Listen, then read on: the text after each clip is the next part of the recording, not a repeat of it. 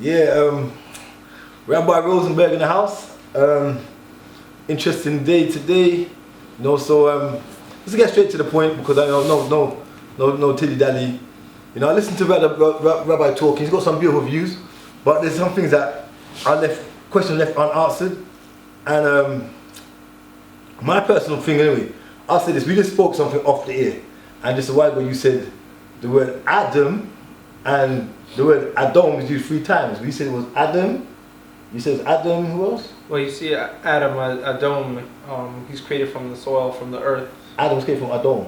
From the soil, okay. From the earth. But is that in the Torah? Well, his name is in the Torah. Okay, because according to the Torah, Adam was created from Adamah. Right, the earth. Not Adam, but Adamah. Correct, but when the nature of Hebrew letters is, they have multiple meanings and they could be used different ways of understanding. So if there's a word Adom which has a certain color connotation in Hebrew, and the same letters make up the word Adam, there's always a lesson to learn, whether we actually have that information or not. What I'm saying to you, yes. One point is, you speak Hebrew, yes. I read biblical Hebrew, it says Adam was created from Adamah, not Adam. So when we look at Adamah, we're talking about in the Hebrew, it says hummus, or he come from the earth, like brown, black, not really brown, but dark. But you say it's come from Adam, which is a bit different. Adam is red, or ruddy, shall I say? If you learn any, you say you're learning the biblical Hebrew, which is great. There's principles of expounding on the Torah, of how we understand the Torah. So if 3 letters have the same 3 letters for 2 words, then there's something to learn over there. Okay, cool. There's something to learn over there. But I'm saying the principal fact of the Torah says Adam was created from Adamah, not Adam, right? From earth, right. Okay. We just got on a lesson just later on in the world of the Torah. We use those 3 same letters in different permutations to describe Esau and to describe King David. Cool. But what I'm saying is, again, the Adam complex, because that's a real big complex to a lot of people. Because I mean, if you go from even from a Quranic point of view, Adam's created from Hammer in Musnun, which is black clay. Clay says in Surah 15:26. Just like in the Torah, it shows you that Adam was made from black mud. I mean, like. I had an interesting question. Let's assume we've gotten to the truth of this question, the full truth. What implications would it have? What implication would it have? Okay, for instance, truth is the implication, because if I see what I'm getting you to understand is like how people see it from the community. If we're reading one thing and you saying recently seeing A and you saying B, then technically people will be like, "Wow, why you come with that when it says this?" So you saying it comes from it's Adam, but we seen Adamah. Well, what's the truth on your side? Because let's say we're talking about earth and soil. There's dark earth soil and there's brown soil. Okay, but then we know he's created from the surface of the earth, right? Right. The upper layers of the earth. Oh, I don't know how you would know that. How? Yeah. Well, what in Hebrew, your Hebrew dictionary says Adamah means hummus. Earth, from the earth. Hummus. Right. Hummus is the upper layer surface of the earth. Well, hummus is the English translation, so I don't know how we know hummus was the Greek word or Latin word that they described fitting for it. They have to show who they were. But if you look at the upper layer of the soil, natural soil, which soil is predominantly dark? But that's assuming that the Torah was speaking about the upper level, but I still see upper level soil which is pitch black dark, and certain ones which are a little bit brownish. So you're going to say, okay, littleish brownish, what do you call littleish brownish? Are you talking more of the black side? Now, the reason I'm in a room with a few gentlemen here, and I'm seeing different shades of African hue, correct? Alright. The fact is, okay, cool. You know what I'm saying to you? Well, my question is, let's say we get to the truth, what would be the implications? The implication is, if you're going to walk down the road with somebody, they want to know wholeheartedly they can trust you. That's the implication. The importance of trusting it.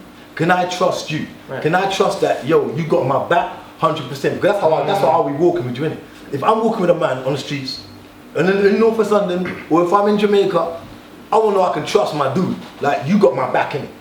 So, and you know where you can have my back if you ain't, we ain't feeling each other in the right way of when I say like, you see A and I see B, we want to actually come to a point where you can understand, say, well, do you understand the importance of the implication of why, for a lot of black people when they hear you say Adam, it's like, but that's not what Adam's created from, because the word Adam, we clearly see in the Torah, Adam's created from Adamah.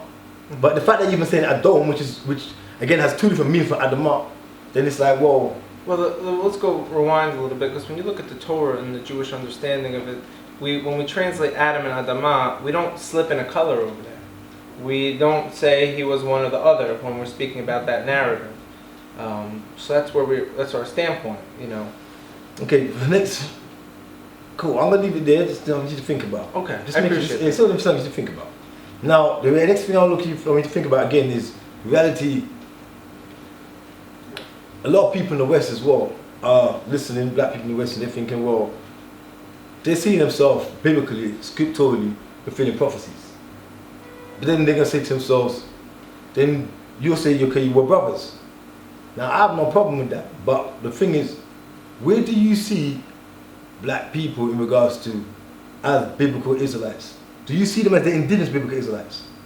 Well, I think the purpose of the Israelites was to liberate humans from that concept, because part of the Torah teaches that the person who joins can be even considered higher than the native if he joins in integrity. I get. Okay, but I want a direct answer. Okay, do you see keep going. The biblical Israelites as actual, like, dark-skinned people? Do you see the biblical Israelites were dark-skinned? When you speak to the biblical Israelites, are you speaking about the children from King Solomon's 1,000 wives, or are you speaking about three men, Abraham, Isaac, and Jacob's descendants, mm-hmm. Moses and that? Because according to historian, when you look at this, if according to the time, as you see in the scriptures, where it talks about, you know, Joseph was mistaken for Egyptian, and we know the ancient Kemetic people are black. We talk about Moses likewise is considered a dark-skinned person. If you even go from a Quranic perspective, Moses is very dark. Mm-hmm. Well, I'll tell you, the best I could do right now is tell you what we teach, because we do teach this topic. And I'm a humble guy, but I can't, within my confines, I can't know certain things of the past, but I can tell you what I was taught. In the oral law, it was redacted by Judah the Prince almost 2,000 years ago, and he says in Judah the Prince? Yehuda Hanassi, he was one of your family members. Well, there was something called the Exilarch, which was a station that went all the way until the year 900 in Babylon, which was representative from the house of David to the exile. So all the way till about the year 900 in Babylon, we had something called an Exilarch. And they were always the one man who was appointed from the house of Judah to deal with the nations around them. So Judah the Prince, at the time already when the temple was on its downfall and etc., we had someone who represented the house of David for the people of Israel. And he wrote down the oral law, which was not supposed to be written down, but he wrote it down to preserve it. And in his oral law that he wrote down, in a chapter called Negaim, a seder called Negaim, it speaks about leprosy. When people get skin afflictions, and it speaks about Moses. It speaks about the color of leprosy, what it would look like on a dark-skinned person, and what it would look like on a light-skinned person. So already we see this one biblical affliction was afflicting people of both color skins. But when they say the children of Israel, we don't know, it's a question if they're referring to Abraham, Isaac, or Jacob, or if they're referring to that time 2,000 years ago. But he says the children of Israel were neither white nor pitch dark, but they were in between hue. And the English translation calls it boxwood. I don't know. So when you say boxwood, what would I be considered? Would I be between you, or am I too dark? No, I'm not sure what it would be, but for me, when I'm studying, I don't necessarily try to break my back over understanding that, because I don't see. It's important to know. Well, I'm trying to learn the implications, like I asked you before. What the implications would be one or the other, because I could be sitting next to, for example, let's say you are an original Israelite color, right? And me, I am, what they call out of the caves from Europe, well, without my melanin, without the blessings of melanin. But the doctrine that you brought to the earth, called the Torah, liberates us from that conversation, because I'm allowed to become an equal to you in the world of spirit. So for me, when we're trying to move forward with this world peace and this, brotherhood, I have to understand the implications of separating us by color. But again, no one's trying to separate each other by color. It's about understanding truth and the foundation of so color. we don't say one or the other necessarily. But then again, it's like running from things like, I got my friend over there, white guy. He's white. Now, for me to say I don't see color, is me being stupid. If me say to him I don't see color, I'm being downright ignorant. I see color. He's white, but he's my boy. Bottom line is, that's just the reality. So for me to pretend like I don't see color, I'm literally playing or acting like, sure he would think himself, if I said to him, I don't see color. Then he'd think to himself, well, does Stevie actually really respect me, or is he trying to play me? Well, I see color just as much. I'm hanging out with my friend from China. He's got eyes are a little bit different than mine. So then you see color then? Well, you can notice certain things are different, I can notice. No, you notice it, but it doesn't bother us. My Jewish friends got brown and I got red hair. So that's the point we're getting to. So you notice it, but it doesn't bother you. Yeah. So then that's the thing. You notice it, but it doesn't bother you. That's when you understand the humanitarian aspect of life. Right. But the fact is then, in the doctrine then, to say you don't actually do not want to know the color is, that's a bit confusing. You feel me? It's important to then. It's kind of crazy to say, well, you know, we're not going to actually look at the color in the doctrine because of what doesn't benefit. I want to know. You know what I'm saying? I want to know who the people were and what they were. Where is the doctrine? Where is it clear about that then? Okay, where is it clear about that? We look at many scriptures, many aspects of the scriptures where it refers to the children of Israel and the implications to even Kemet. In regards to, like I said, if you go into even the Quran, it tells you, well, that in certain scriptures of Hadith as well, it shows you what color Moses was. But when you look at the whole thing about Moses, it talks about Moses putting his hand in his bosom from the Torah and taking it out and the change of color. I mean, there's many things that describe that the people will look like the people of Kemet at that time. I mean, at the time people of Kemet were very dark. I also saw the Kemet was also not one color of dark. It was, you know, the pitch black color, and you had all the way to a brownish, lighter brown Okay, color. all right. So then let's get to the bottom line of this. What I'm trying to get to. Please. So let's say let's switch it like this and say the Israelites of that time. There's two things I want to ask you about. One, you said I heard you mention about you can trace something all the way back to Moses. I can't remember what it was. My teacher. Your teacher traced all the way back to Moses. Your teacher's European looking, right? Well, no, we can trace some parts that were Babylon, Family, some parts that were North and their family Africa. can trace all the way back to Moses. We trace the teachers Your back to Moses. Your teachers or your family line? Teachers. Your teachers. So your teachers go all the way back to Moses. Yes, without missing a generation, without missing. And they don't know what the teachers look like back in the day. They don't know what the teachers look like. Well, the last time we really speak about this color was in the Mishnah, which was Judah the Prince about 2,000 years ago. There was one other reference to color recently in the Kuzari, which was a book written about the conversation between the Israelites and the Khazarian kingdom at the time of their potential conversion. And it was written by Yehuda Halevi, which was someone from the tribe of Judah. And when he writes it, he references very clearly that there would be no difference between the Ethiopian Jew and the German Jew as far as these principles that we're speaking about of the Torah. So it's about principles. Again, I mentioned about the color. Yeah. Well, that we don't. If you could show me where the Torah is clear about it, I'm willing to learn. So okay, but like I mentioned, the connection. Well, the hand thing with Moses is not biblical scholarship, because when we're speaking about the leprosy and certain skin afflictions, we're not speaking. If you want to hypothesize and say the skin afflictions the Torah is speaking about is not a rash or leprosy on the skin, it's actually just simply turning white, then how come you see in the Torah people have to wait outside the camp for 7 or 8 days and then they get their skin back and they come in? You don't see today white people going back to a certain skin color, so they were white. Well, what it was defined as back then, it's very difficult to say that is what the story of Moses was talking about without biblical scholarship. Today, you have European Jews claiming the center of Israelites, right? You have a lot of Jews, European being one of them. Yeah, okay. All different colors. Okay, cool. Claiming. Cool. As the prophecy says, it says they're going to come back from Spain, they're going to come back from Ethiopia, they're going to come back from China. Yeah. We're coming back from all corners. Not reality though.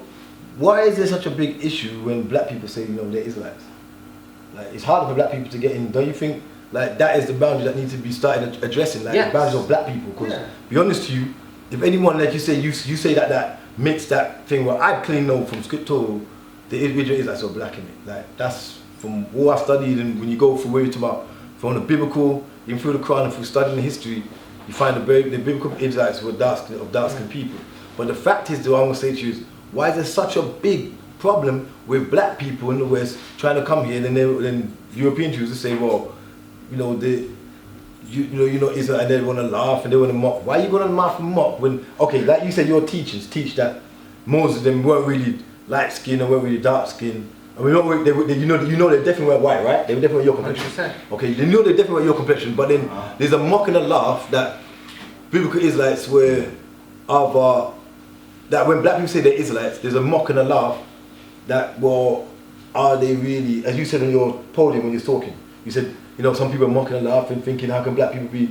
Then how are these people mocking when they know to themselves that you ain't biblically Israelites because you don't fit the complexion, but yet you're going to mock and laugh those who could maybe fit the complexion? Well, let me readdress the point, because there's no such thing as you don't fit the complexion. No, but I'm saying... Well, the purpose of the people of Israel was to liberate us from that. Okay, no, but I still... But I hear you. Let me go... Yeah, that's not what I'm getting. I'm just trying to make you understand. I think that's a lot of just ignorance, because if you look at... so you admit that there's a lot of ignorance when you talk to people in regards to the pulpit, where they're saying... When you said on pulpit, you said person on the pulpit that... When you're talking to your people, I think it's your Ashkenazi people you're talking to, and you said to them that it's a video you sent me. And you said to them about the Israelites. The Israelites are some Israelites. Some people from Africa saying they were Israelites, and people were mocking and laughing. The Lemba tribe. Yeah, but you were saying some people were mocking and laughing. But really, they had this Kohen gene. Okay, cool. I'm not even going to all that. I'm just saying, why would they be mocking and laughing when, according to your teachings, you don't fit that biblical complexion of the people before? So why would they mock and laugh those who were more similar and closer to it? Right. Well, that's ignorance on both sides, right? Well, definitely ignorance. I mean, like I was referencing before, I have an ancestor, the Vilna Gaon, who was a great Ashkenazi rabbi.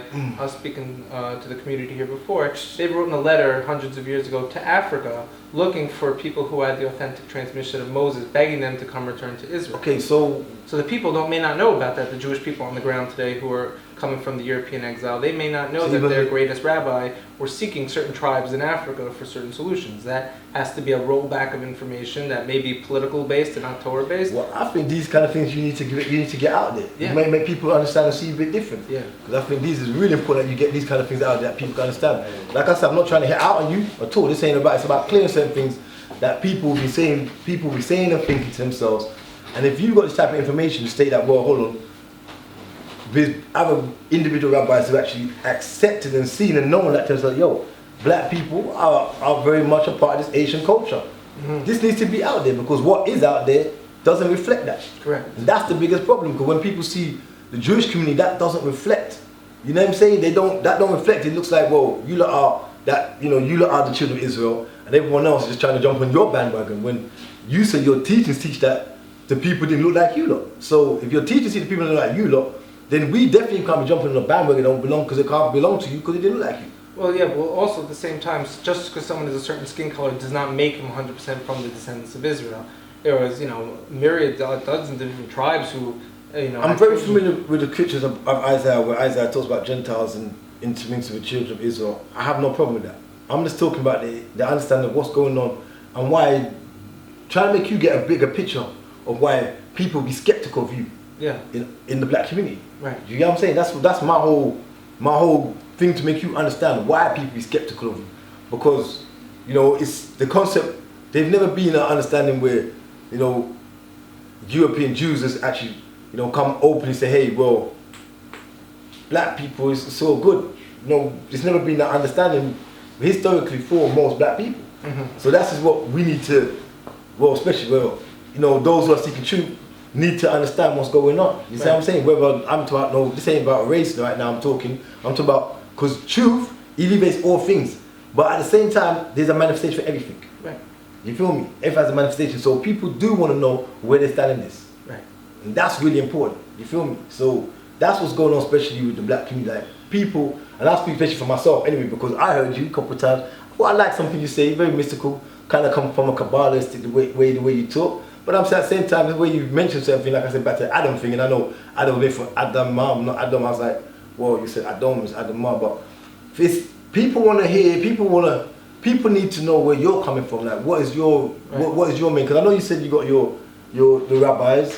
Now, what are the rabbis saying in regards to helping black people get this stage? Like, you have black people in America, England, who want to come back here, and they fit prophecy just as much as anybody else. But how hard is it for them to come here when they contact Israel embassy and say, we're original Israelites? They get more laughed at. Like, and you be laughing at me when we have to be very good at doing something, is separating the Torah with the Jewish government that's in existence today. Because not necessarily is the Jewish government practicing and enforcing the Torah. They're not practicing and enforcing Torah. Well, it's very clear that there's a lot of inconsistencies. For example, we were speaking about before, they allow someone who went through Reformed or conservative conversion in America to get the right of return. But if you went through an Orthodox conversion in America, it's not good for the right of return. You had to only go through one agency of an appointed rabbi. So we see a lot of their inconsistencies come from certain politics and certain leaders who are not running from the Torah. But why would a black person have to, or why would anybody have to convert to what you don't say things be or how things be? Well, there is, it's an interesting question. We were speaking about this before, because anytime someone does something, there has to be a sign of it. For example, in Jewish weddings, when you agree, everyone's together and you're ready to go through it before the wedding, the groom lifts up a pen. He does a symbolic act. So everyone sees he did something So later on, you can't say, "Yo, I didn't really marry her, or tricked into the whole thing, or I didn't mean to, it wasn't my intention." There always has to be, you are identifying with this, there has to be an action. So really conversion at a basic level, without all the politics surrounding it, is going to a ritual bath, choosing a Hebrew name, and accepting the commandments. Those are three things that are not so difficult for people to accept. Okay, that's what they got to do. According to the real law of yeah, but that's not what they have today, to do. today we've evolved out of that, and there's a realistically, there's a lot of stuff you have to do to. Well, there's actually groups fighting that. There was actually the Supreme Court was the government was sued last week. There was an organization that won called E-Team, and they got revoked that the Supreme Court only allows Orthodox conversions led by people that the government approves. So that was overturned. So yeah, there's got to be. We got to keep going at it until we get back to what the ancestors were teaching. Okay, so we see there's a lot of things that are implicated that shouldn't be implicated. Correct. But that's what I'm saying. So the reality is, then, so on that note, what are people like yourself and the other rabbis doing about that? So there's actually, every week there's new movements on the ground about this. Especially you have when the Igbo tribe started, spiritually arousing themselves and waking up and reaching out to Israel and creating relationships with people on the ground. The rabbis had to notice that there's something very serious about this. And it caused them to look into their own works that were inherited, and to see that, as far as last week, there was a conference about this by the Nason Sanhedrin, which is a high court in Israel of rabbis, where they decided, we see a lot of references from our teachers that there was Jewish communities thriving in Africa, there was trade, as far as that there's only certain plants that are going to be used in the future temple that are only found in Africa, and so only certain African tribes know the secrets of these plants. So we're in definitely a generation of rolling back misinformation and moving forward. And I was speaking about here before in the Village of Peace, is that there's two concentric circles. There's the Jews, and then there's the, let's call it the conscious community, the people waking up to their Israelite roots or identity. And you put them together, the central piece is there, that they have what to unite on based on true teachings. And there's a lot of periphery, like politics, politicians, agendas, that can easily blow away in the wind. So what's going to happen is, like we're building right now, unprecedented building, when people come together for these conversations, we'll walk away with new defined truths. Okay, so you're saying there's a movement going on right now that's aiming to help open doors for Black British, Black American, Caribbean people. Any human, because right now it's being held almost hostage. Okay, but we go by scriptures, yeah? Yes. It talks about nations and people gathered together with the children of Israel. Yes. So okay, we're talking about, so there's a way you can look at it. Yeah, you're looking at it like, we're just going to be this big happy family, everyone coming do that, or are we actually going biblical where we're saying the Israelite nation will be there and the nations and people who will marry into the children of Israel, like it's written in Isaiah? I'm trying to get that point. What are we really saying? Are you just saying everyone's it's open to all nations? Everyone just come in, yo, bless everybody, or are we saying the Israelite people, and then the scripture says, people will marry into the children of Israel, and they will have lots, and wherever tribe they want to be with, they should be there. Right. We already have thousands of years of people who grafted in. Even already at the time of King Solomon, he had 1,000 wives. Can you show me in the scriptures where each wife of his was one color only? So the colors became almost an irrelevant topic a while ago. Now what we teach is people who rejoin, and especially the major Jewish principles. You say the colors of. So who are the children? Who are the children of Israel to you today then? Well, we teach whoever joins, whoever identifies as I am, it means their soul was. Okay, so anyone on the earth just gets up and says, I'm an Israelite, I'm an Israelite. Well, there's only certain people who are actually doing that today. Okay, but I'm saying, so anybody from any nation, if they decide to get up and say, I'm an Israelite. Well, how do you know? Just like Joseph was one man who was sold. Hear me out. Listen, I'm asking questions. Yeah, I'm going to answer. Let's say Joseph was sold into slavery, right? He went to Egypt as one man. He married an Egyptian woman. He had 2 kids. He did marry an Egyptian woman, that's scriptural. From him, could have had hundreds of thousands of children. How do you know one African colored businessman who was an Israelite didn't make it out to the Silk Road in Afghanistan, to the Far East, did some business dealings? His kids look Japanese today. They look Chinese. No one's saying no. Right, and all of a sudden they're coming up and they're saying, oh, I see this whole Israel thing happening. My soul is speaking to me that I need to be involved in this. And he joins and he comes in and he takes on the Torah. So yes, it's open, yes. Cool. In that aspect, I'm not saying no. I'm not saying that. Who are the people who see this as a beautiful thing? Oh no, I'm not saying that person can't mix. Let me make it clear to you. I ain't no pro nothing. I'm just making you understand something. I'm not saying a person can't be mixed, because I've got mixed in my family who are mixed race and they're definitely Israelites, without a doubt. I'm not asking not for, but what I'm saying to you is the reality I'm talking about is But the mixture could have been... Hold on, let me say something. Please, What I'm trying to sorry. make is, we understand the power that's holding. Let's just try to... The power that's holding right now in regards to the children of Israel or the whole identity of the Torah is in the European Jews' hands, right? Yeah? Eurocentric leaders, political leaders, right? Alright, cool. Every prime minister of Israel so far has been Ashkenazi. Okay. Yeah, okay, Right. cool. That's strange. Alright, well, it's a nice thing you said there. Interesting, the Ashkenazi Jews. But anyway, we're talking to Ashkenazi in a minute. But what I'm saying is, man, I was saying a while ago. But yeah, the point I'm making is... what makes one more legitimate than another? So you call a man who is from an Israelite from Japan mixed. That's what the word you use to refer to him. But who else in the world can prove he had a pure 3,000 years? I'm not saying no one is. I'm not saying that. We believe there will be a time where that may get clarified in this messianic quote-unquote era. If you do watch my trailers, that you'll see that I don't actually verify and say only black people don't be saved. That's not my style. I don't talk like that.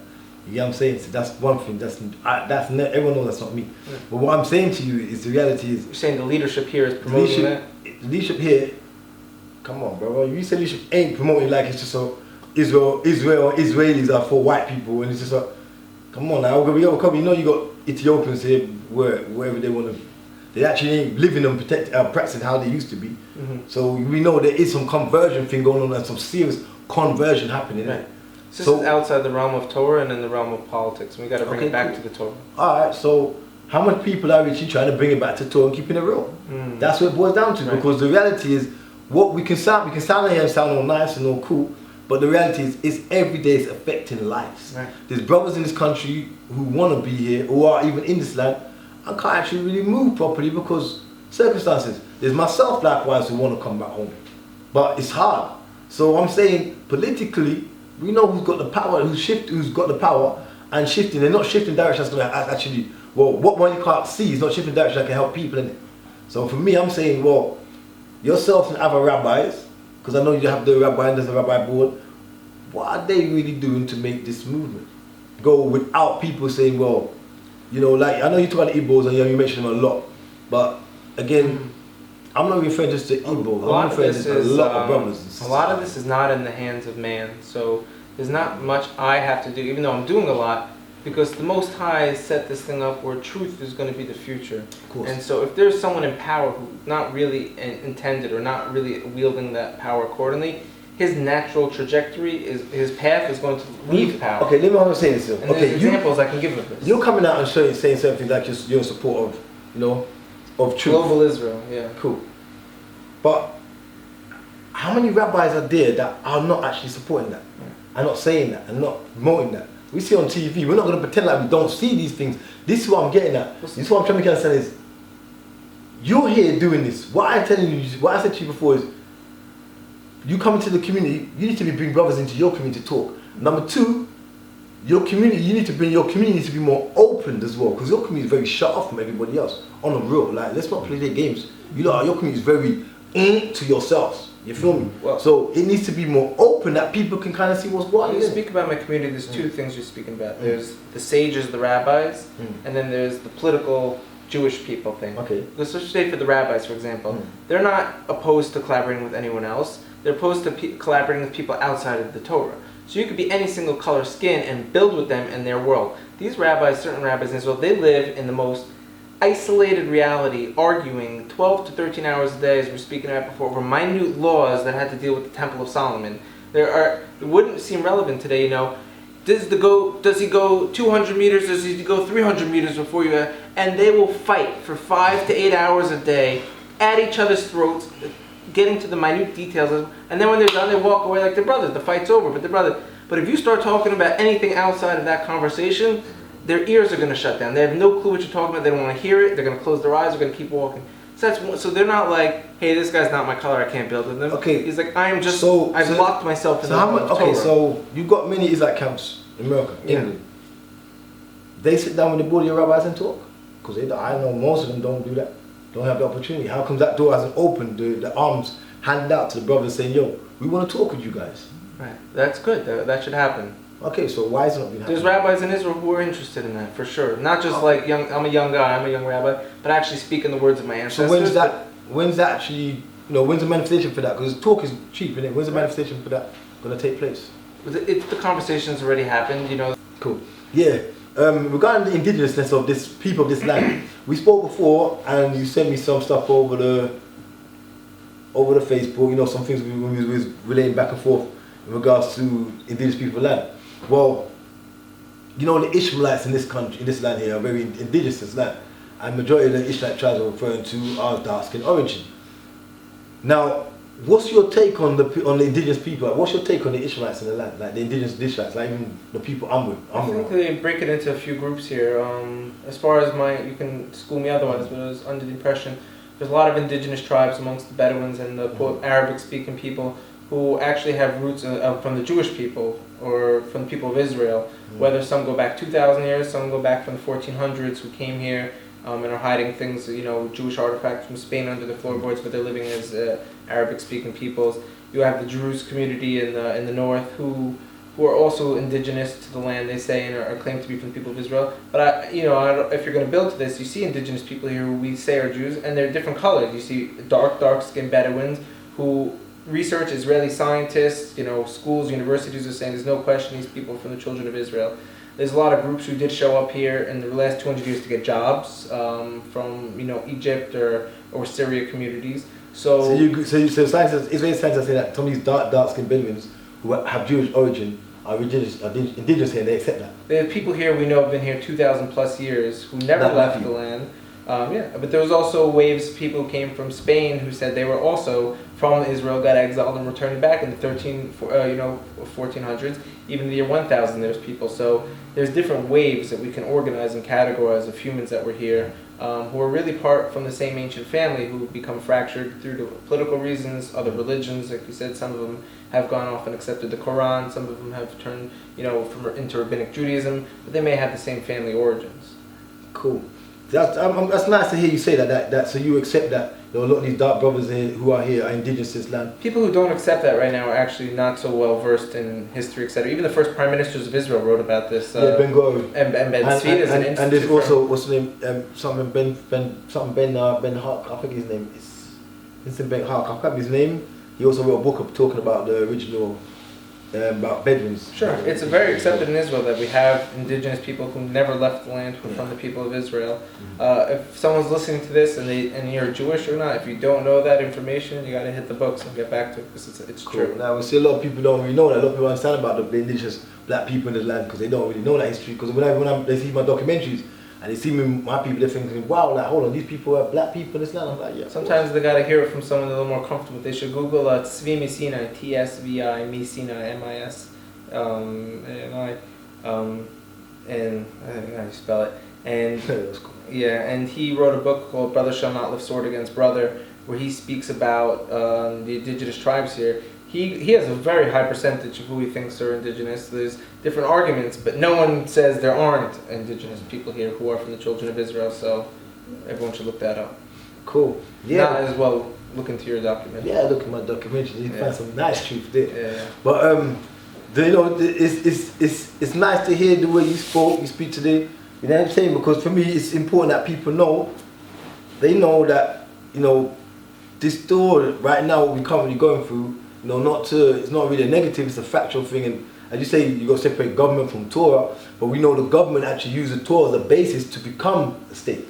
You know what I'm saying? The state of Israel. They use the brand or the theme of the Torah, but not actual principles. And all the legends that the Jewish people have are about the future of the rulership of the people of Israel, how it's not coming from pure Israel, where we use the term Erev Rav, or the mixed multitude, the Esav, Amalek energy. Okay, well I'm getting at still, not to cut you, no disrespect. Please, let's keep building. But it's just to understand that, it's vital that yourself, and you say there's other rabbis who speak like yourself, who acknowledge that black people, we're part of this growth, we're a foundation in this thing. They need to start building with brothers and reaching out. They can't be just closed in their own little community. Rabbi, you tell us, we say you tell us up here how you roll with Malis, then you roll in deep. You rolling yardy in it, like everybody's rolling deep. So you connected, innit? You connected. You connected. Yeah, and I watched. Sitting with one of the Marleys, we're watching the weigh-in with Brother Polite, right? And every question that was answered, he would press pause first and kind of give his answer for it. And it turned out then you watch what I had to say, we're saying the same exact answers because we're both coming from a point of love. So I was, Yeah, I love love. Love is powerful, but you know what I mean? It's about yourself personally, because everyone's used the word love, but love can only be reciprocated if it's coming with truth. But you see, like how you have said, well, you know, Israelites, undoubtedly, historically, you agree that the ancient Bedouins of the land that you're talking about, the Israelites being dark, then well, cool. But the fact is, going back to, and sad to say to keep dwelling on this because it's something really important. Your rabbinical community really to step out and say, you know what, things need to change because you do have influence on the government, because the fact that government is using your Torah, because I said my Torah too, but using the Torah, you get what I'm saying, as a weapon, then you don't need to stand out against that, and you don't should be saying something. Yeah, there's a battle going on. But it's a battle no one knows about. Right. So a battle no one knows about ain't gonna make no one look at you. Well, I tried to come at the debate, like kind of express that, but it went in and out, and in some ears. I hope some people heard it.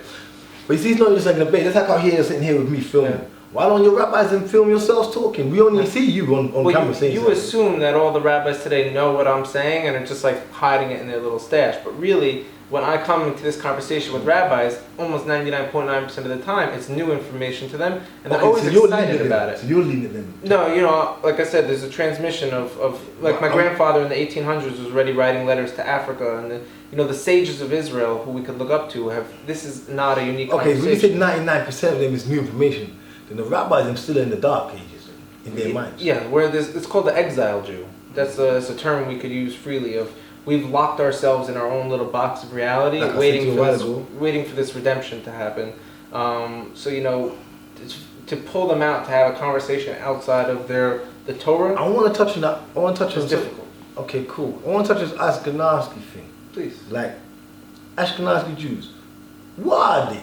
Are they Shemites or are they Japhethites?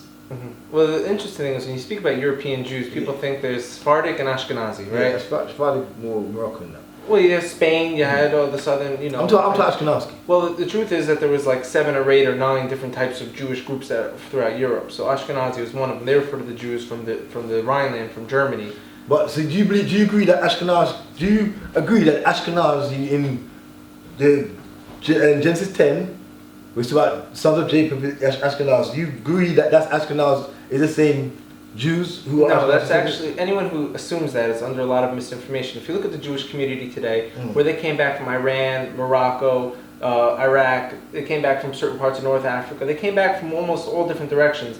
Every Jew that came back, they refer to themselves from the land they came from. This is an Iranian Jew, this is a Moroccan Jew, this is a Spanish Jew, a French Jew. So Ashkenaz was what we call those lands. They were the lands of Ashkenaz. So when you say an Ashkenazi Jew, you're referring to the region he came from. Okay. But the Ashkenazi community actually traces back 2,000 years. Okay, cool. The region you came from, but I'm saying, so the Jews today, they align themselves with that region originally. The Jews who call Ashkenazi came from the Germanic regions. So that region? Yeah. So they were Japhethites. They're really from Japheth, not Shem. We believe they came from Shem, as we all know. The scripture said they come from Japheth. The land of Japheth, not from the blood or the soul of Japheth. So, it's very clear. If you know Jewish history, you know that already in the 70 AD, actual Judeans were sold into slavery in Rome. There was actually flourishing Jewish communities in Rome at the time of the Second Temple. So what happened? They all just poofed and disappeared, or did they marry a local woman like Joseph married a local woman, like Moses married a local woman? Did they marry their local women? I hear what you're saying. We could trace the history of these people back 2,000 years. Again, we're just going to run a bit from what the scripture says still. I don't want to actually run. What does the scripture say? It does tell you about the children of Japheth, children of Ham. Genesis 10 gives you a line out of who the children were. I'm not saying who, I'm not talking who don't intermix with no one. We're talking about the line out of where they are, who they are. Yeah. Yeah? And therefore, that line out originally came from Japheth, right? We agree? The name Ashkenazi, you see...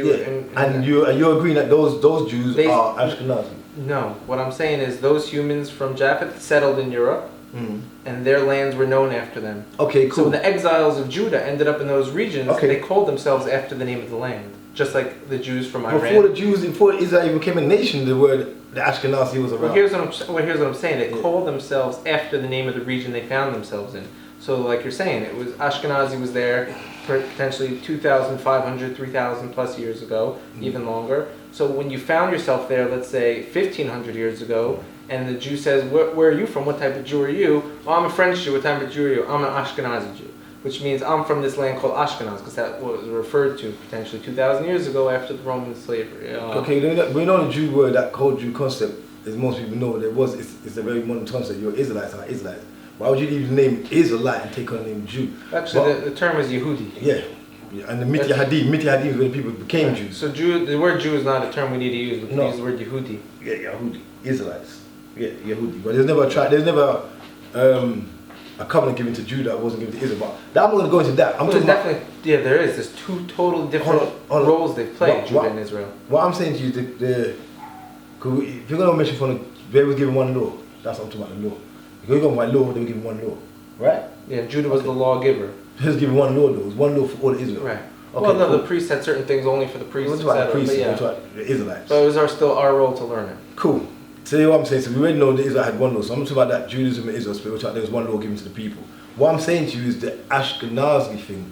That is really what I'm just, because a lot of people are talking. I want to clear that. Like, the reality is this. Going back to Genesis 10, because we have to make it kind of clear. Genesis 10, it talks about Ham, Shem, and Jacob's children, right? Their lands where they were given, their regions, etc., etc., etc.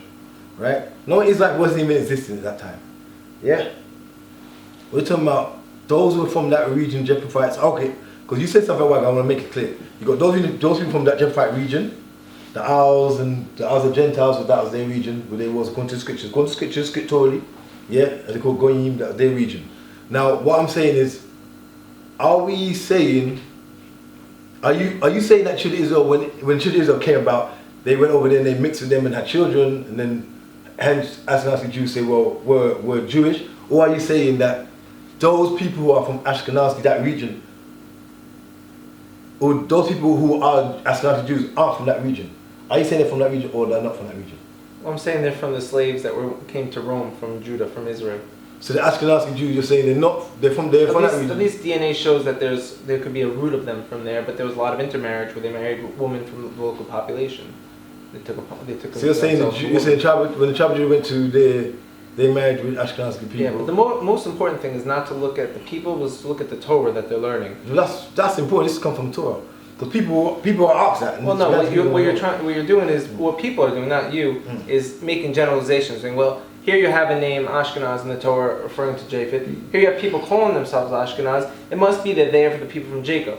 But that doesn't take into consideration the nature of how any Jewish person identifies himself based on the land that they came from. Okay, so I'm saying to you, even the Igbo, I'm an Igbo, right? So it's like, what does that mean? You know, that was, you know, they call them Biafran. I'm a Biafran. You know, so that's the land that they came from. Okay, cool. So you're saying the land that the Ashkenazi Jews came from was that region? The most important thing to look into is the Torah that the Ashkenazi groups have, and you'll see it was the same exact Torah as the Sephardic Jews from Morocco and North Africa, and the same exact Torah from the Babylonian institutions of Torah, which went from the year 70 AD all the way until the year 900 plus. It was the one teaching that didn't contradict each other. Cool. We're not going to argue about which Torah they got. There's only one. I know, that's what I'm saying. We're not arguing about which Torah they got. We're not even arguing. We're just talking about. So at the end of the day, we'd have to ask again the implications, because I'm saying that the Ashkenazi people trace back to the Jews that were sold into Rome as slaves, which is well documented. The Jews. Right, the Judeans, Yehudim. Okay. Let's say, for example, in the world of, in a hypothetical, that's not the case. And that they were converts from the nation of Japheth, right? Yeah. Let's say hypothetically. So then, again, what would the implications be? Because the Torah... The implications would be, one, against this truth. Truth is the highest thing and the most honorable thing that we need. Truth. The implication would be truth. Truth alleviates a lot of pain and pressure and stress on people. Sure. Because, I mean, if you don't understand truth, you're carrying burdens. Right. And if you walk in a lie, you're still carrying a burden. Right. So truth is important to build. Right. So if we get that truth out there, it's about building. And number two, what it also brings is, when you understand that, okay, those aren't, like I said, you got 99% Jews are sleeping, you're the broken one. If you get these now, so if these accepted truth or say, okay, well, they were the Ashkenazi Jews from that region, and they were converts, right? I'm saying hypothetical. Okay, I'm saying, yeah, hypothetical. Say they're converts, right? According to scripture, they're converts, right? Then, okay, if they were the converts from Japheth and they converted to Judaism, after Queen Esther's the first time you talk about the conversion happens in Queen Esther. Mass conversion. Mass conversion in Esther. Yeah, where it's like Mitya Hadim. If you're talking about their conversions, right? What it is then they wake up to realize their conversions and they can start actually from their heart honestly seeking to build with those who may be more, say, indigenous Jews or indigenous Israelites. I don't really follow the word indigenous Israelites who are Israelites. So there's a pause of truth is what's going to save us. And let's say in the world of hypothetical again, are those indigenous? I like realistic more hypothetical, but go on. Well, because we're coming from two different angles here. We're saying, well, did the Ashkenazi people convert? There's not a lot of good evidence that they did. The DNA does say they married local people, but the Torah, their legacy, their legends, their teachings, all come back clearly to a trail that goes back to Judah, to Yehuda. Anyone can take up a book and says theirs. Okay, yeah. Okay, can I ask you a question? And we see that happen. Okay, we got all these different Jews from all different places. Popping up all over, say we're Jews. Same this Torah. Jew, that Jew, yeah. Now, are they all bloodline connected? Have you not done a DNA to check all these people's bloodline connected? You got Kohen Jews, the Caucasian Jews from India. You got this Jew, you got that Jew, you got Jew here, you got Jew there. No, there's not been a full map out. Interesting. Have there been a test to say we've all bloodline connected? No, because that's it's not what it's about. But there is certain markers that are found. Okay. For example, the Kohen gene. But remember, the Israelites were actually a nation by. No, they also grafted people in. They grafted people in, but if you grafted in, you also did that with them. Mm-hmm. Yeah, so we do find after 3,000 years of dilution enough genetic markers to say these people have a common core. I'm not fighting against race. Oh no, yeah. I'm just making you understand. Genetically, like I said, I got family married into my family that are white. Yeah. You know what I'm saying? My brother's got children with a white woman, so what? I know children they have. It's like blood in them. I'm not arguing about them, right. the mix. And if they go marry a next, if my nephew takes the next white girl, then that's going to be the baby's going to look more white. So I'm not saying that. What I'm saying to the point is, what tests have you not done to validate the way that the claims that you have? Because you're saying about hypothetically saying that the Ashkenazi Jews are Jews who married with the religious Judeans.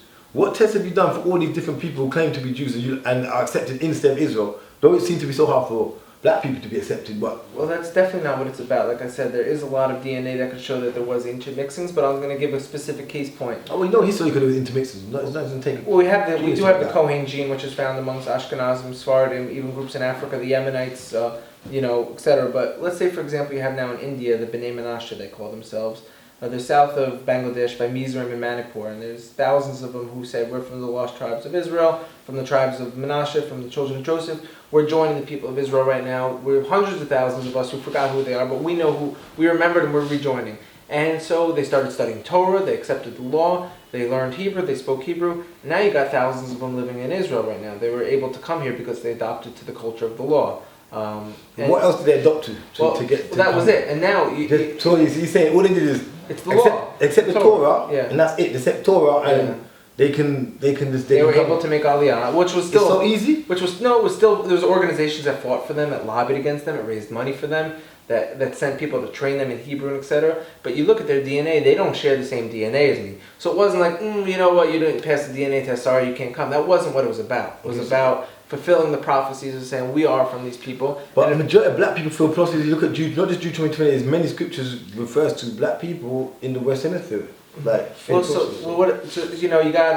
the slave trade, right? Is a lot of, and I spoke to rabbis, and it's a very concrete thing to say. Deuteronomy 28:68. I ain't talking about just Jude 2028. Well, I'm saying for example. But now all of a sudden you got people who are saying in the Western Hemisphere, saying you got people of skin color who could fulfill the role. So what about the villages they came from?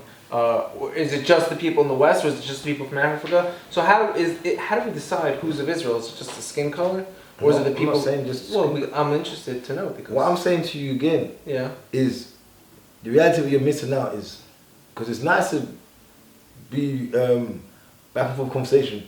Again, it boils down to your rabbis and the government hold a lot of power in what's going on. You got to separate the two. No, not to separate the two because the rabbis and the government are not on the same team. The rabbis do okay, but they're not on the same. That's maybe of reason. But let's look at a lot of times when you see political figures on TV, rabbis are there also talking in regards to the Africans that come here from Nigeria and that, not Nigeria, from Sudan and that. Rabbis do talk of that. I can show you video clips on YouTube where rabbis are talking out and they're speaking. So it's not a hidden fact that rabbis have power. They're talking about it.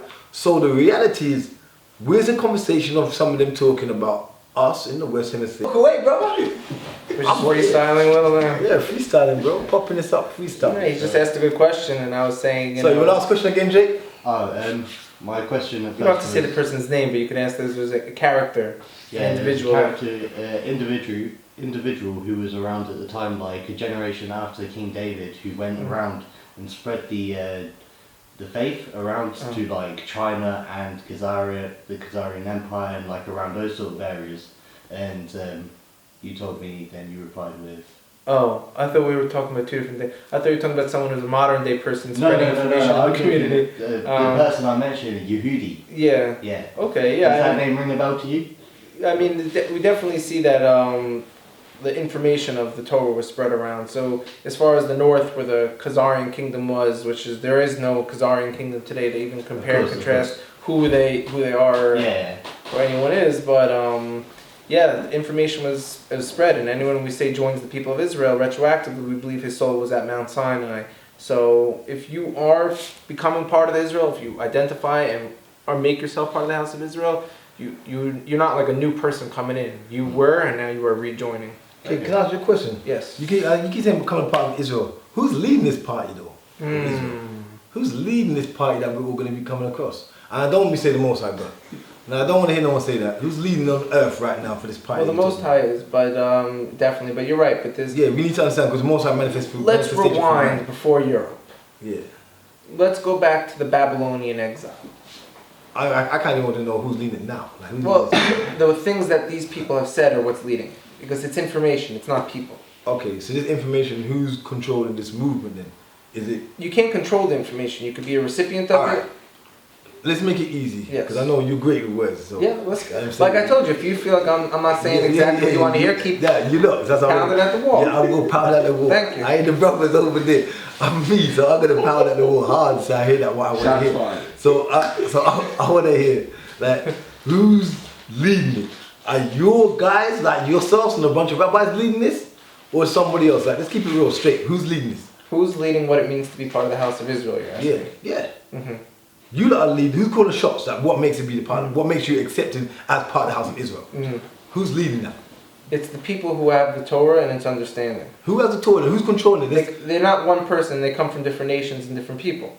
So you're saying there's a society of people? Yes. There's a society. It's a society of humans who learn the Torah and have an understanding of the Torah that they didn't come up with. So it's not European. It's not European Jews or. It was well before Europe. Okay, so you say there's another society that's controlling everything. That's leading this thing, yeah. Well, there's people from Europe who have adopted those teachings, and there's a checks and balance system to make sure no one can manipulate those teachings.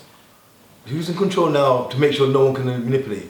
There's got to be somebody. Well, there's two forces at play right now. You have the government of Israel, and you have the rabbis. The quote-unquote rabbis. Well, to be a rabbi is not an impressive thing because you could be smart, you could pass the test, and you could say I studied this X, Y, Z, and you could take the test. All of a sudden, you become a rabbi because of the knowledge that you've acquired and your information. Cool. I just want to stay straight on the points to sort of go into that. Okay. Like, so who's leading it? That's my question. In every generation, we call them like the Moses of the generation, quote-unquote, the sage of this generation.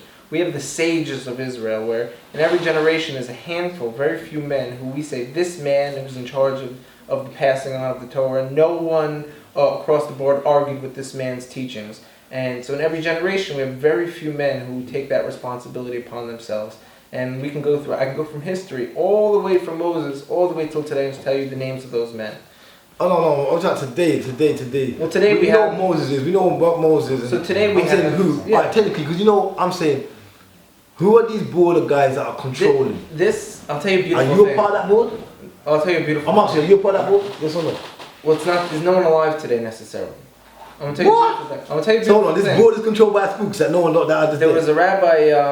Hold on, no, brother. Wait, I'm gonna explain it. What I'm saying. All right, please, because that needs to be explained. There was a rabbi who was alive. His name was Rabbi Nachman of Breslov. He was a great rabbi, a great sage of Israel who brought down a lot of spiritual light, and his books are studied today. He says a few things that are very controversial, which I'm going to say now because they're not my own opinions, and it's easy for me to say someone else's opinions.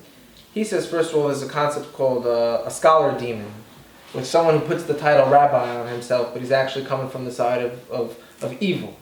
And he warns us about them, signs about them, and to avoid them. So first of all, we have to know the title rabbi doesn't mean anything. You could be a quote-unquote, Rabbi Nachman says, a scholar demon, where you're pulling your light from the dark side.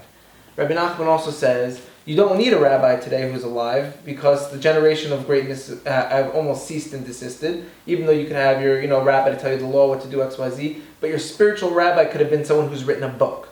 He could have been someone from the sages. So we have great, great men, and around the year 1700s, 1800s, they started to disappear, and we've had leaders since then who we've hold to the highest level of esteem and value. Okay, cool. But that's what I'm getting at. And that's what I'm getting at. Yes. Now you just said what I want to hear, because you mentioned about spooks, like people who passed away, bless them, whoever they be. Now what you mentioned a while ago was we have leaders. Now, what I'm saying to you is it leaders from your community? Because someone's got to be leading this. You can't be just staring this just based on books. Now maybe based on books, someone's got to be reading this book and staring it. Mm-hmm. You feel me? Yes. It's just like the whole Machiavelli thing. You reading that book of Machiavelli, staring the way people do. Leads. So who's reading and staring this thing? If someone leads based, reads the book and tries to steer, if he steers not incongruent with the book, not aligned with the book. Well, definitely someone's steering not aligned with the book because what's going on today, right? Right, and now you start to have fractions. Now you start to have fractions who are coming up and saying, X, Y, Z could be the truth, but we're not living in accordance with that. So we have to redefine how we understand these books. Okay, so now we're getting somewhere. So you're saying that, so then therefore now we understand that there's a group of people leading, but it's just not being steered correct. Well, like I said. But then what I'm saying is, I want to know who are these people leading. Right. They don't have to give me names, but I'm saying, are you a part of it? Well, what they're doing is they're locked into the Torah of its understanding and its preservation. They're not focusing on the global redemption, meaning the millions or more people, around hundreds of millions of people around the world who are saying, we have the soul of Israel, we want to join, we want to be involved. So that is not something that they were trained to do, to deal with. That's not something their day-to-day studies are involved in. Cool, I understand that totally. But we can see whoever's leading this whole thing is definitely leading this thing incorrect. No, so now the great sages of Israel today, we do have great scholars today. And when this topic comes up, it is always received with excitement, with open arms, because this topic we're speaking about is a sign that the redemption's en route. And this is really what the righteous people we're talking about right now. Yes. Yeah, beautiful. I'm not saying, I'm cool with it. Yeah. What I'm saying is, you said I'm asking one question, are you a part of this leadership? I'm a humble guy. I don't know. I'm a young guy. Everyone's humble. You have to be 70, 80 years old to... 70, 80. So you're saying the older generations of your people are leading them?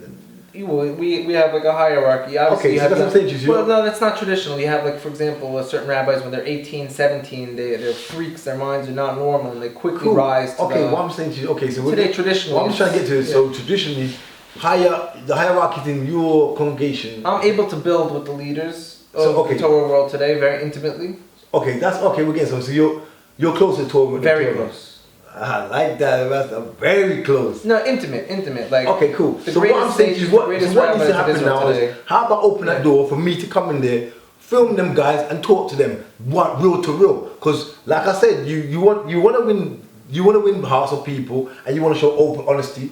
Then it's not wrong with me coming in there, filming them. I'm leaving the country a couple of weeks' time. I'm sure you can open the door for me. I'm sure you say they battle for hours on ends on phones and in rooms. You say they conversate. You said earlier. So then there's definitely between now and I leave, there's a day you're going to do this thing. Why can't I come up to Jerusalem, film, talk to the rabbis, shake hands, eat some whatever you eat, bread, tea, just chill and talk. Manischewitz. Yeah, everything. Just kick it. I got you. That's cool. No, I'm on a real thing. Do you think that because we're talking about being honest here, we're talking about open doors, we're talking about sharing truth and understanding and dealing with truth, because that is a fundamental word. The Most High loves truth, integrity. The Torah teaches about the integrity. You get what I'm saying? So for reality is if we're not dealing with the integrity, then we're not dealing with nothing. We're dealing with falsehood. So we can't be dealing with falsehood. We can do it because we want to show people, we want to show the world that we're about this truth. Mm-hmm. So I'm saying that door open for me to come in there and film the brothers, talk to them, and understand what's really going on. Though you said you're the 1% or whatever, but that's never here or there. It's about going there and open up and talking. Some of the rabbis, right, that we're speaking about, the leaders, the Torah leaders of Israel. You're lucky if you get a few minute handshake blessing with them, the nature of their life. They have thousands of people line up outside their apartments all day. Okay, cool. etc. Thousands of people line up. But there are rabbis who I think, who are in that middle ground, who are extremely influential, who would be interested in having this conversation. Well, I would do that. Okay, so let's try to hook this up for some ASAP. Come up there, talk to them, and go from there. Yeah, take advantage while you're in the land. I'm down with that. Yeah? Yeah. Alright, that sounds beautiful. Yeah. I'm glad you said this way. You said on camera too, so it's a beautiful place to say it. The best I could do is open up my network, whether they're going to say yes or no, we can have a follow-up conversation. Say, I know, but yeah, well, definitely, they say no, the follow-up conversation has to be like, wow, why they say no? You get what I'm saying? They live, like I said, they live in their own... No, but you can't live in your own world to our righteousness. Because that's not true. You can't be saying you want to open the world for everybody and show this big love to all mankind, but then live in their own world. Right. They're being hypocritical in that own statement, not saying you are. Right. That whole statement would actually be that statement would be hypocritical. What they're trying to do is they're trying to pass the ball onto a generation that knows what to do with the information that they're preserving. So all of a sudden I receive these teachings, I was like, wait a minute, I know what to do with these teachings. Okay, no. Your job was to pass now it boils down to then that means we can be with you because you're on the level. No, we go to that people you talk about who's got this education from above. Well, they have the information, but they don't have the desire to be an ambassador and build with it. But the reality is, you can't be a one-man speaker because if you do a one-man speaking there, person people look at is right. This is Jesus. European image of Jesus. We want to stay. Let's open the door properly, like how you're here with us. There's a few brothers and you're here, and we're all kicking it. This is how it's got to be. We got to come into there and show like, hey, the rabbis open the doors and they're willing to talk and say, we understand who you are, we understand the circumstances, we understand there's a change that needs to take place. Right. This is what needs to be shown. Right. Then people can start looking at things different. But this is the reality, but they can't be like, well, they ain't gonna have a time for it because at the same hand, you can't be like, I said again, I'll say it, repeat, you sound very hypocritical for saying, you know what, I'm all about this all coming together thing and Israelites from all different type of people will be Israelites now because they're intermixing and everything else. Then at the same time, you have no time to talk to people about the real unification, the situation that's hurting a lot of people who have Israelite origin, especially of African origin. Come on, man, that don't sound correct. As I was saying, I get called sometimes to be on the radio station in Israel for the ultra-Orthodox community. And I give them two main points of the Hebrew word is musar, like where I'm coming at them hard, a little bit hard, and I yell at them for two things. One is I say, you guys have to have unity. The Jewish people, as great as we are, in our evolution here, which is a beautiful thing, it's growing into other cultures, there's not a lot of unity amongst the groups. Even amongst the Ashkenazi groups themselves, they don't have a lot of unity. So I call on the people for unity. And the second thing is I call on the rabbis, the leaders of the community, to take responsibility for the redemption unfolding and to learn about this global Israel that's unfolding, how to deal with it, how to process it, and how to have a global conversation. So the people have to be united and the leaders of the rabbis of the communities have to align themselves with this. But like I said, certain people feel their role was to pass on information to the right generation to do with what they want with it. They don't feel inclined to be ambassadors to other nations around the world, but they hope that the information that they've delivered will play that role. But while you're here, we can network. Okay, cool. Next one question. Hold on, one second. Next one I want to ask is, man, you don't figure out what I'm going to ask. Damn, guys, you don't stop me. I'm going to say. It's a good question. No, that's something important to ask you. What was I going to say again? You don't just mess my brain. I was going to ask him something. Ask a question, but I might get my question back. Sorry, my boy got a question to ask you. Ask away, bro. I'm excited. No, just like before we started recording, you mentioned like how the CIA and FBI like watching the community real close. I wanted to know like what the trailer thought for that was. Well, it's actually a good segue, his question, because I speak to the rabbis about this also. Yeah, I don't know if you're like referring to Project Megiddo or like if you know about them at all, but in terms of like what... I'm under the impression that the African diaspora humans, the unity amongst them, is a threat to the powers to be in the exile in America and abroad. And I was under the impression that there's been agents, quote unquote, monitoring the communities from their inception, from their attempts to unite under truth and information, spirituality. There's been, an agenda to keep them separated. I'm not going to go into the conspiracy theories now about Tupac and Biggie and really who was promoting the fight. Was it them or was it the media? Because if who was the media that wanted a fight between people? Who was trying to keep humans not united? And it really, you could follow the money, it really goes back to agendas. And so today, where you look in this consciousness community, quote unquote, where people are trying to regain identity and talk, people's focus should not be necessarily on you're white, I'm black, that means you have no melanin, I'm blessed, you're the devil. Well, really, you're building in your circle with people who are trying to keep you, not united. So black people and white people are united already to promote division. So now there's no room for dark people and white people not to unite for unity, because we're up against already working together against us. Because I spoke about the debate, the Freemason concept, or whatever it is, higher level stuff.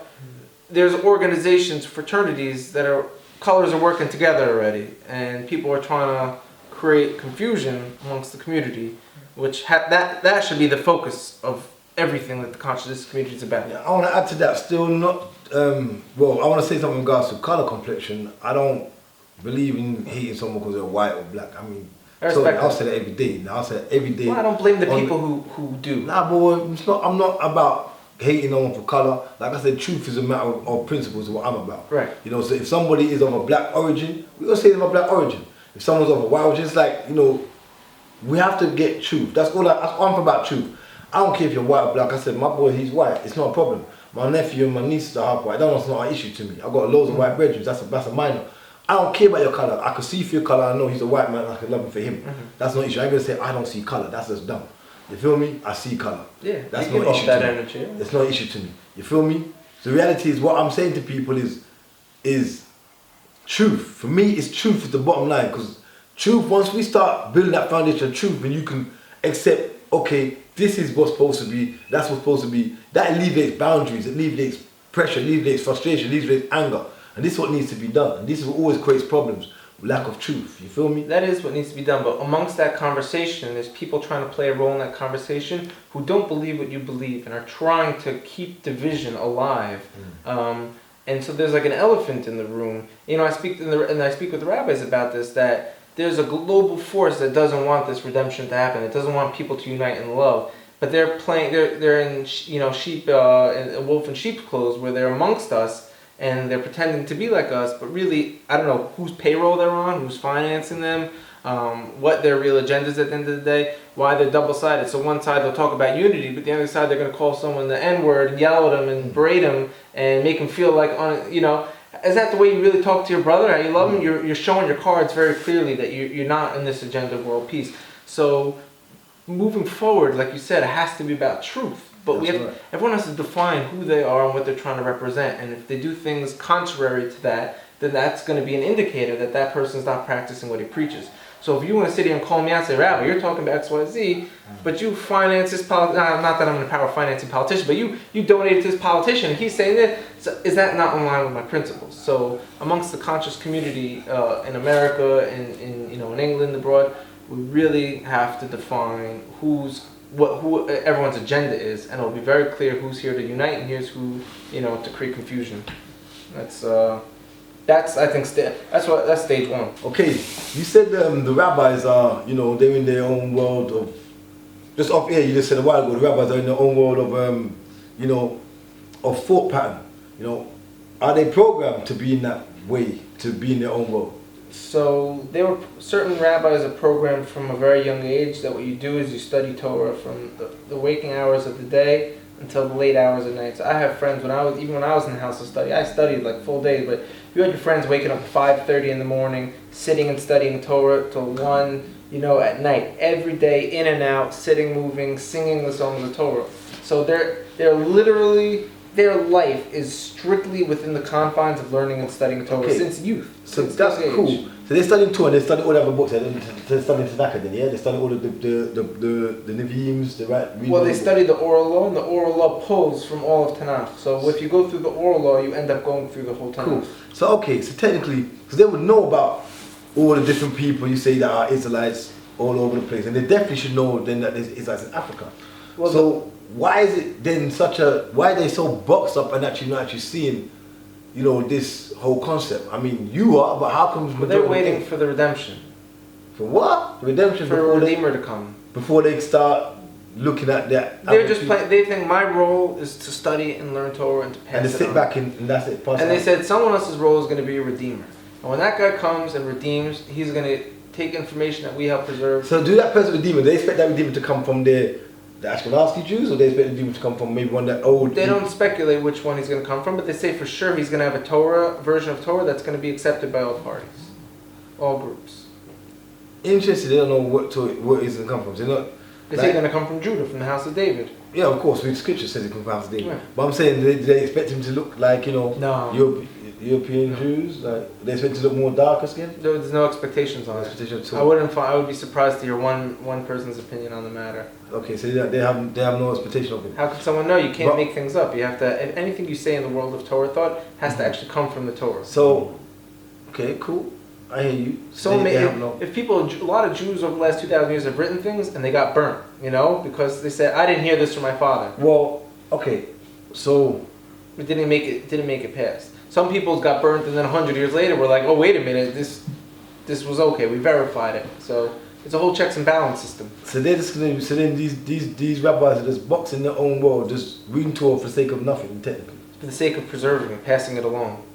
Pass it on to just brothers like yourself. Well, they believe that by them learning Torah, they create a gratification amongst the Most High. The Creator of the universe enjoys. But according to Hebrew culture, Torah. according to Hebrew culture, you were supposed to embrace the stranger that came amongst you, right? Yes. So But they're definitely. is there much embrace of strangers though? So if their community, let's say you have the greatest rabbi of Israel today, he's living in his little box of studying Torah all day. So therefore, he's embracing strangers then. Let's say someone comes to his community, he's a convert, but he converted according to what this rabbi feels is. That rabbi will show that person love.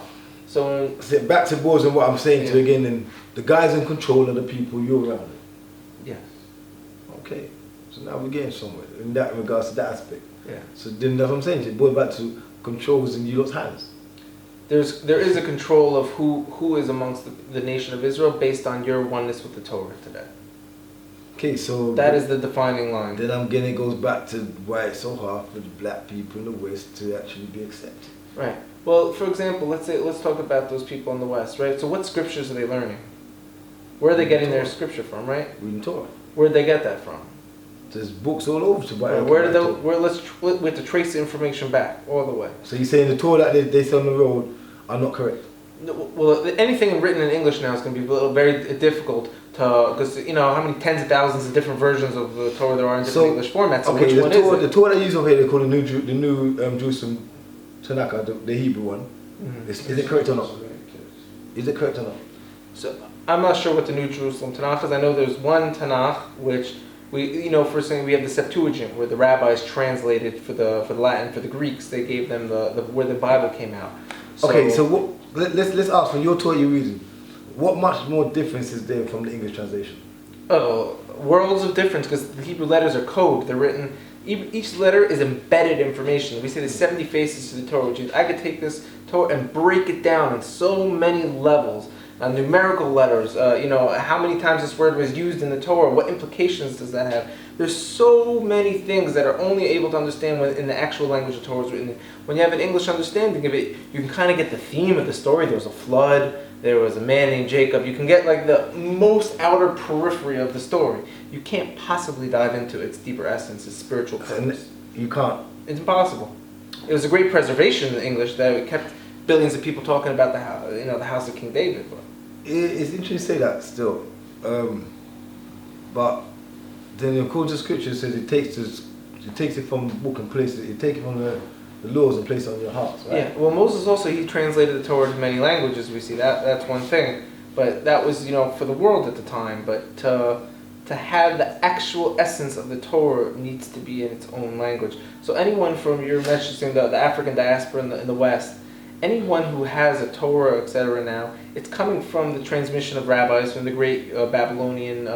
So technically, you're saying anyone to want to read Torah and convert into anyone who wants to read Torah needs to literally come through those doors. Well, they haven't found an ancient Torah in outside of Yemen or etc. There has been no ancient Torah found in sub-Saharan Africa. Like I said, not meaning that they're not the people. So anyone so anyone wants to come through Torah. Anyone wants to come through Torah will go through your doors, technically. Not my doors. This is the Torah's doors. There's only one Torah. Okay, that's what I'm saying. But come through. There's no. But who controls the Torah? You lot. there's humans today who have a teacher that goes back to Moses, and they have the Torah. And there's only one Torah. There's no other group today that says I have another Torah. There actually is the Druze community in Israel. They have a Torah which it has a few nuances after 3,000, 2,000 something years, 600 years with the Torah today. And Samaritans. yeah, the Samaritans, right? The Shomronim, right? The ones that live in Palestine, I mean. Those Jews. Well, Palestine's what Rome called Israel. When they Yeah, took no, over. but even those Jews live in the region of Palestine Yes, today. and they're actually in the Galilee. A lot of them in the Galilee. In the Yeah, mountains. yeah. Yeah, you try them. Yeah, so that's interesting, but they believe they had some flaws also. They're not saying that what we have was perfect, but there is only one Torah in the world. So if let's say you guys hold it. well, let's say you were like, I'm asking you guys hold it. no, it's not us It's guys. okay, but the it's like Torah it's holds more it. than you that word. That's If what- you're like, Rabbi Harry, I'm into this, I'm going to go full throttle, you go for the Torah, you pick it up, you start learning this, you could be the next greatest sage of Israel. You could be the greatest. Rabbi Akiva, we say, was one of the greatest people in the transmission of Torah. Everything we have today almost comes from him. His father was a convert. He started studying Torah at the age of 40 for the first time. He didn't know the Aleph Bet until the age of 40. He is the greatest of the pillars. So it's not like he wasn't like you guys. He was like, I'm taking this. I want the Torah. And he took it and he led. You have a question? My question was just like it wasn't really a question. It was more like I wanted to know your opinion on the modern Hebrew script that's used today and the Paleo Hebrew script that is used. I actually that have used to be used. I a wanted few to thoughts know. on that. Yeah, I don't know how much I can say, like 100% Yeah. what the ancient script was, but I'll tell you one thing. The people of Israel, the script that is being used today was considered sacred and only used for holy writings or prayers. And for your day-to-day conversation, your newspapers, it was not supposed to be used for that. It was the people of Israel spoke a dialogue for conversation, then learned in Hebrew, the holy tongue. For example, they spoke Aramaic in the times of the exile. That was their conversation. But when they learned to study Torah, it was in Hebrew. So, for example, when you have Daniel and the whole thing with the writing on the wall, he was able to decode the writing because he was probably part of the priestly classes who understood the secret scripts. Okay. So the writing that was used at the time probably was a periphery writing because you don't want to degrade the writing. So the Hebrew letters we have today, there's actually hours and hours and hours of information of how we decode the letters, which symbols. For example, Aleph is made up of 2 yuds and a vav in between, and the higher worlds, the lower worlds, the connecting. So we give hours of explanations on the Hebrew letters. So we're very certain that the Hebrew letters we have today are what was the spiritual letters of Adam and from the original times. Quick question. Yeah. Can you clarify, is the modern Hebrew language, Oh, language. modern Hebrew, is it Yiddish? Is the modern Hebrew language Yiddish? Is it? Well, Yiddish is a Germanic. No, it's This is a misconception. I just right. Yeah, it was a good question. Yiddish was an example of like Aramaic, just like ancient Judeans spoke Aramaic. So the Jews in the exile spoke Yiddish, just like the Spanish Sephardic Jews spoke Spanish. Right. They didn't speak the Hebrew amongst one another. So Yiddish was just a Germanic language that evolved. But when people came back to Israel from Europe and they started speaking Hebrew again, a lot of the words were new. Like what's ice cream? Like they got to. So a lot of the words were pulled from the Tanakh, where they took variations for. So a lot of their words have roots. But like for radio, like televizia in Hebrew is not in the Tanakh. So they use a word for it today. But there's a lot of groups amongst rabbis. So No, Yiddish is is a dying exile language. So the biblical Hebrew is not Yiddish. No, Yiddish was just something. No, I'm talking biblical. Are you talking biblical Hebrew or are you talking the Hebrew they speak today? Okay, both. No, the Hebrew we speak today, is based off the Tanakh. But there's obviously new words that were used. So how do you say understanding in Hebrew today? Because in Hebrew, the biblical Hebrew is bina. How do you say understanding in Hebrew today? Mevin, which is the same shorish, the same roots, with the bena. Bina and maybe. Yeah, Mevin means like from understanding. So Okay, but maybe and bina. Well, it's built on the same rules. No one's trying to say today the language of Hebrew that they're speaking in the streets is a holy lashon hakodesh, holy tongue. But there's actually groups who say don't speak Hebrew today because it's too close. It is based on the holy scripture and it's manipulative. You can't take that and defame it. So now you have curse words in Hebrew. You can't do that when you're speaking. But modern Hebrew, just to completely verify, it does have some Yiddish word like ashpa. Ashpa is like maybe A garbage can. Yeah, so it may be a Yiddish word. Taha. Yeah, I think that's a Yiddish word. There's certain words in the modern, and the reason for that, I think the explanation. Who created modern Hebrew? What is one of the first Zionists that came back? Betkov? Betkov?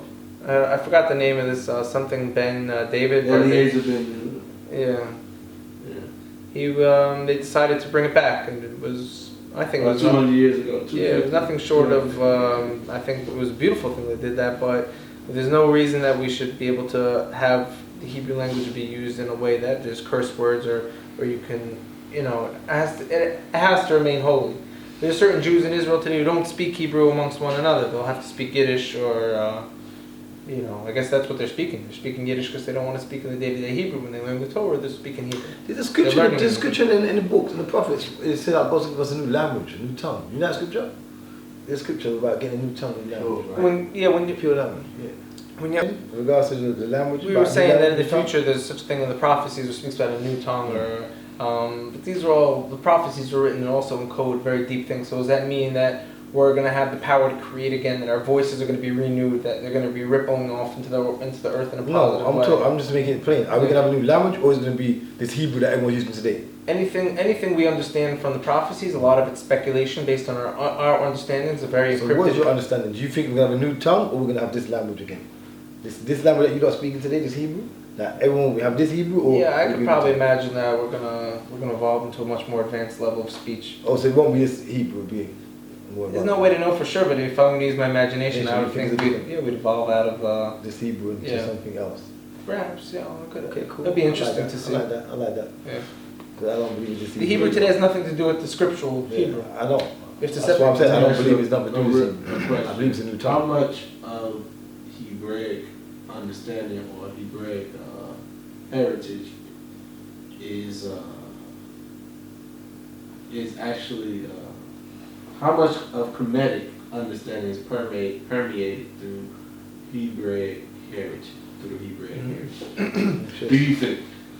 I'm definitely not a master of Kemetic science. Is there a connection with Asian Kemetic? Yes, well, I think that there's a very intimate connection, as I spoke about, and the debate was, they were both obsessed with the acacia tree, and they're both producing electricity. And in very similar themes about opening up certain dormant parts of the mind and mind control. What I believe is in ancient Egypt, which you see today, excuse me, when certain information was attained, they created castes around it and levels of hierarchy. So, for example, you see Freemasons today, you got the first 3 degrees, which are like, okay, you're just a tool. But then you work your way up, and the whole thing is teaching you how to have control over other people. But as you go up and up, you learn more and more. So when the information you're given, you know it's not even true necessarily, but you know it's what you were supposed to have for this level.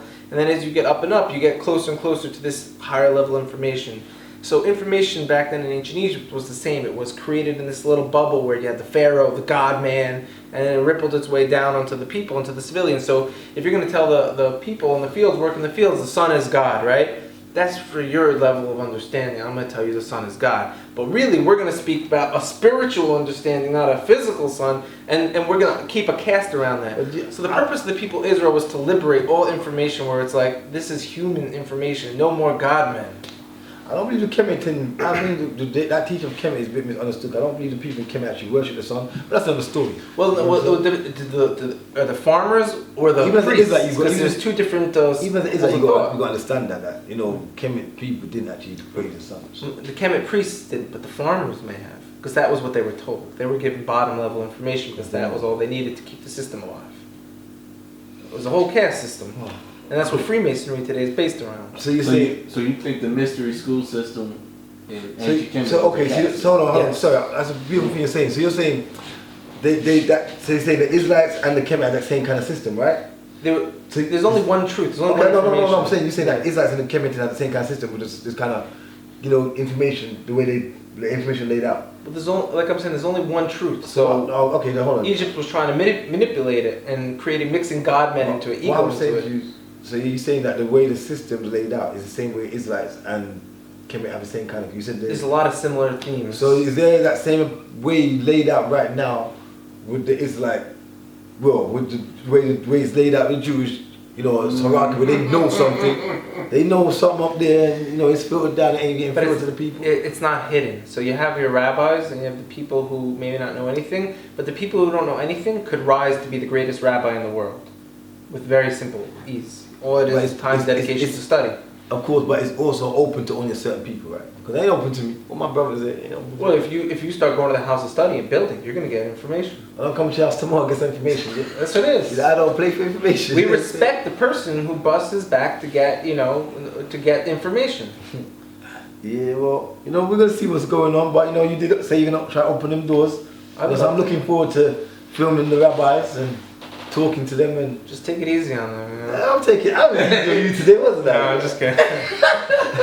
No, you was good. I'll take it easy on you today. We take it easy and check my soul love, No, bro. me and you were good. I've been training for this conversation, preparing because this is a needed conversation. So 10 years I'm meditating on like what is humans doing going forward. Yeah, But for I'm glad we can be open with it and talk, because my boy Tay, I was like, because I don't want to play the round for you know what I'm saying? So I'm glad it's like, No, you it's was open. good. It was I good. think the rabbi, listen, I'm telling you. Yeah, so This interview here Mhm. was the best one you've done because Stephen actually came for you from a real position. He was actually authentic. no agenda. What you've been getting, I ain't got no agendas. what you've been getting is people with agenda, and they have not been authentic and have not been actually wanting to hear what you had to say. You know what's good though? Yeah. You know what's good? Through those conversations, I was able to expose people who Yes. didn't have everyone's best intentions in mind. If I come from Israel to Harlem for a conversation and it's an opportunity to build bridges between two communities to have a real conversation, and You're flat now. and you're going to take that opportunity to promote a brand or an ego, then it was not a waste of a situation. It was just letting the humans know this platform cannot be the platform to redeem us. It has no redemption. But a conversation like this is full of like, hey, you're like, I'm okay with being your brother, but before we get there, we Yeah. got to be on the same truth plateau. No, he came real with you. It's so good. And Rabbi, it's beautiful. So, feel me? It's so good. And this, so, just a little, everything like that. You know what I'm saying? So good, it's so good. Done, bro. Peace.